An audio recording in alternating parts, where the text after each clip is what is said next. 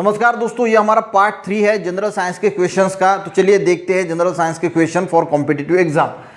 Which vitamin play important role in blood clotting. Blood clotting के लिए कौन सा विटामिन इंपॉर्टेंट रोल प्ले करता है। ब्लड क्लॉटिंग क्या होता है, जब भी हमें कुछ चोट लगती है तो उससे खून बहता है, पर थोड़ी देर के बाद ब्लड जो है वो रुक जाता है, क्लॉट हो जाता है, और उसी को हम ब्लड क्लॉटिंग बोलते हैं। तो इसमें कौन सा विटामिन जो है वो इंपॉर्टेंट रोल प्ले करता है, तो आंसर है विटामिन के। ठीक है, अब गाइस विटामिन की बात हो रही है तो सी फंक डिस्कवर द विटामिन। तो विटामिन किसने डिस्कवर किए थे, तो सी फंक नाम के जो साइंटिस्ट थे उन्होंने डिस्कवर किया था विटामिन। अब हम थोड़े इनके साइंटिफिक नेम भी देख लेते हैं। ए का साइंटिफिक नेम है रेटिनॉल, डी का है कैल्सीफेरॉल, ई का है टोकोफेरॉल, विटामिन सी का है एस्कॉर्बिक एसिड, और विटामिन जो के है इसको बोला जाता है फाइलोक्विनोन। ठीक है, अब देखते हैं सेकंड क्वेश्चन। ये भी आपको जो है वो ध्यान रखना है।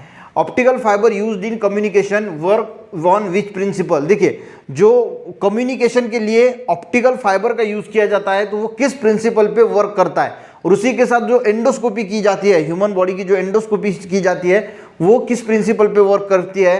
तो इसका सही आंसर है guys total internal reflection of light. तो इस प्रिंसिपल पे एंडोस्कोपी भी वर्क करती है और ऑप्टिकल फाइबर ये भी वर्क करता है, इसको TIR भी बोला जाता है। ठीक है, तीसरा क्वेश्चन देखते हैं। Name of the longest bone in human body. Human body का सबसे लॉन्गेस्ट बोन कौन सा है, तो वो है गाइस फीमर, जो हमारे लेग में होता है। और अगर पूछा जाए कि सबसे छोटा बोन जो है वो कौन सा होता है, तो वो होता है स्टेप्स, जो हमारे कानों में होता है। क्वेश्चन नंबर 4 देखते हैं। Is called the power house of cell. तो पावर हाउस ऑफ सेल किसे बोला जाता है, तो माइटोकॉन्ड्रिया जो है इसको पावर हाउस ऑफ सेल बोला जाता है, माइटोकॉन्ड्रिया को। ठीक है, अब जाइलम फ्लोएम तो आपको पता है, जाइलम जो है वो प्लांट में वाटर कंडक्ट करने का काम करता है और फ्लोएम फूड कंडक्ट करने का काम करता है। और जो स्टोमाटा है ये लीफ में प्रेजेंट होता है, जो इसमें से वाटर का जो है वो लॉस होता है। चलिए गाइस नेक्स्ट क्वेश्चन देखते हैं। What is the working principle of hydraulic breaks in automobiles. जो हाइड्रोलिक ब्रेक्स होते हैं, जो गाड़ी हम चलाते हैं उसमें हाइड्रोलिक ब्रेक होते हैं, जिसको हम डिस्क ब्रेक भी बोलते हैं, तो वो किस वर्किंग प्रिंसिपल पे काम करते हैं, तो वो काम करते हैं गाइस पास्कल लॉ के प्रिंसिपल पे। ठीक है, ये ध्यान में रखना, पास्कल लॉ पे हाइड्रोलिक ब्रेक जो है यानी डिस्क ब्रेक है ऑटोमोबाइल इंडस्ट्री में, उसका वर्किंग प्रिंसिपल है पास्कल लॉ के आधार पे। उसके बाद नेक्स्ट क्वेश्चन देखते हैं। The sun hits earth through. जो सन है वो अर्थ को हीटिंग करता है, वो किस फॉर्म में करता है, तो वो करता है गाइज रेडिएशन के फॉर्म में। ठीक है, उसके बाद नेक्स्ट क्वेश्चन है। Ozone layer in the above earth surface protect from. जो ओजोन लेयर होती है वो हमें किससे बचाती है, तो वो बचाती है गाइज हमें अल्ट्रावायलेट रेस से। अब ओजोन की बात आ रही है तो इसका फॉर्मूला है गाइज O3। और ये लेयर कहाँ पे होती है, देखिए ट्रोपोस्फियर, स्ट्रेटोस्फियर होता है, मेसोस्फियर, थर्मोस्फियर और आयोनोस्फियर, ऐसे स्फीयर होते हैं। तो ये ओजोन लेयर प्रेजेंट होती है गाइज स्ट्रेटोस्फियर में। ठीक है, ये भी क्वेश्चन कई बार पूछा जाता है कि ओजोन लेयर किस स्फीयर में प्रेजेंट होती है, तो वो होती है स्ट्रेटोस्फियर में। उसके बाद नेक्स्ट क्वेश्चन देख लेते हैं। The Audible range of sound. Audible range यानी जो हम सुन सकते हैं, ऐसी जो साउंड की रेंज है for an average adult human being. तो हम जो रेंज सुन सकते हैं साउंड की, ये भी क्वेश्चन कई बार पूछा जाता है एग्जाम में, तो वो होती है 20 से 20,000 हर्ट्ज की जो रेंज है वो ही हम सुन सकते हैं। यानी 20,000 हर्ट्ज के ऊपर की भी रेंज अगर है तो वो भी हम नहीं सुन पाएंगे, और 20 हर्ट्ज के नीचे की है तो वो भी हम नहीं सुन पाएंगे। तो ऑडिबल रेंज क्या है साउंड की जो हम सुन सकते हैं, 20 हर्ट्ज टू 20,000 हर्ट्ज। चलिए नेक्स्ट क्वेश्चन देख लेते हैं। The reason for swimming pool appear less deep than the actual depth. देखिए, जब भी हम स्विमिंग पूल में देखते हैं तो उसकी जो डेप्थ होती है ना, उससे वो कम दिखाई देता है। तो वो क्यों दिखाई देता है, इसका जवाब है रिफ्रैक्शन ऑफ लाइट। जो लाइट का रिफ्रैक्शन होता है, इसकी वजह से स्विमिंग पूल की जो डेप्थ होती है वो हमें कम दिखाई देती है। नेक्स्ट क्वेश्चन देखते हैं। Which element is deposited on iron in the process of galvanisation. तो गल्वनाइजेशन जो प्रोसेस होती है, इसमें क्या होता है, देखिए आयरन जो है वो रस्टिंग से खराब होता है, यानी आयरन जो है उसमें रस्ट जंग लग जाती है और उससे वो खराब होता है, और इसीलिए आयरन के ऊपर जो है वो जिंक का कोटिंग चढ़ाया जाता है, और इसी प्रोसेस को हम बोलते हैं गल्वनाइजेशन, ताकि वो रस्टिंग से खराब ना हो। तो इसमें कौन सा ऑप्शन होगा, ऑप्शन होगा सी।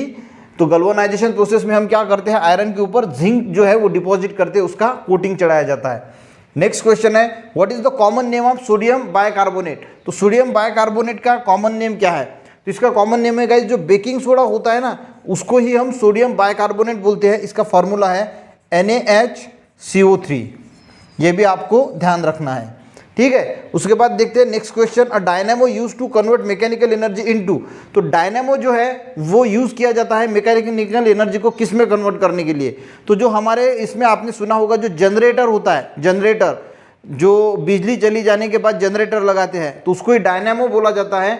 तो आपको समझ में आ गया होगा कि डायनेमो क्या करता है, मैकेनिकल एनर्जी का कन्वर्शन किस में करता है, वो करता है गाइस इलेक्ट्रिकल एनर्जी में। क्योंकि हम जनरेटर क्यों चलाते हैं कि जनरेटर इसीलिए चलाते हैं कि इलेक्ट्रिक एनर्जी यानी इलेक्ट्रिक एनर्जी हमें चाहिए, इलेक्ट्रिसिटी चाहिए, और डायनेमो क्या करता है, मैकेनिकल एनर्जी का कन्वर्शन इलेक्ट्रिकल एनर्जी में करता है। नेक्स्ट क्वेश्चन देखते हैं, name the process production of energy in the sun.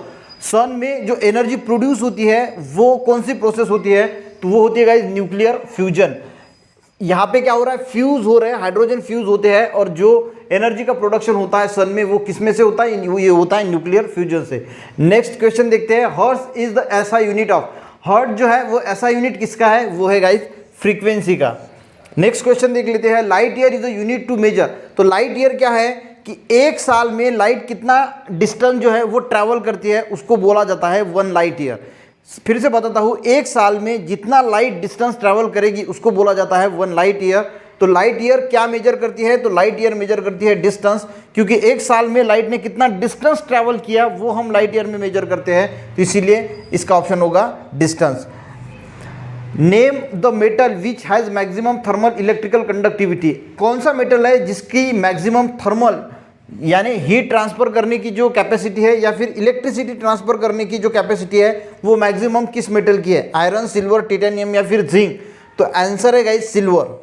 Silver की जो थर्मल कैपेसिटी और इलेक्ट्रिकल कंडक्टिविटी की जो कैपेसिटी है वो मैक्सिमम होती है। पर हम हमारे घरों में कॉपर के वायर यूज करते हैं इलेक्ट्रिकल कंडक्टिविटी के लिए। वो क्यों करते हैं, क्योंकि वो सस्ते होते हैं एज कम्पेयर टू सिल्वर। अब सिल्वर अगर यूज करोगे तो बहुत महंगा पड़ जाएगा, और इसीलिए उसमें कॉपर के वायर यूज किए जाते हैं क्योंकि वो सस्ता होता है। उसके बाद देखते हैं, depletion of ozone layer is due to. जो ओजोन का डिप्लीशन होता है, डिप्लीशन यानी जो ओजोन लेयर है वो ओजोन लेयर कम हो रही है तो उसका डिप्लीशन होता है guys due to nitrogen argon, CFC या फिर हाइड्रोजन। तो आंसर है सीएफसी यानी क्लोरोफ्लोरोकार्बन।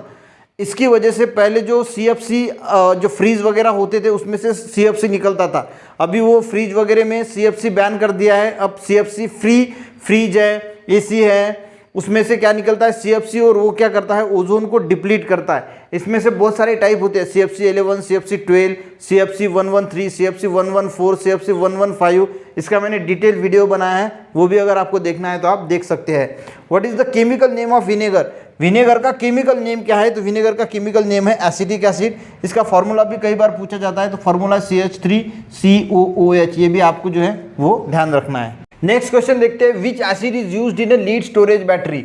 जो हमारे घर हम इन्वर्टर को जो बैटरी लगाते हैं जिसको लीड स्टोरेज बैटरी बोला जाता है, तो उसमें कौन सा एसिड यूज किया जाता है, तो उसमें क्या यूज किया जाता है सल्फ्यूरिक एसिड। इसका फॉर्मूला है H2SO4। ये भी आपको जो है वो ध्यान रखना है।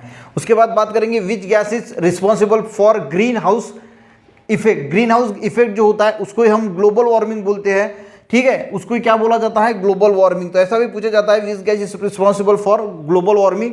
तो CO2 जो गैस होता है वो रिस्पॉन्सिबल होता है ग्लोबल वार्मिंग यानी ग्रीन हाउस इफेक्ट के लिए। तो गाइज आई होप आपको ये क्वेश्चन अच्छे लगे होंगे। एक बार फिर से वीडियो देख लेना ताकि अच्छी आपकी जो है वो प्रैक्टिस हो जाए साइंस के। नेक्स्ट क्वेश्चन में हम नेक्स्ट और क्वेश्चन भी है, नेक्स्ट पार्ट में और क्वेश्चन भी लेके आएंगे। वीडियो अच्छा लगे तो एक लाइक जरूर कीजिएगा ताकि मेरा मोटिवेशन बना रहे। मिलते हैं नेक्स्ट वीडियो में, तब तक के लिए जय हिंद।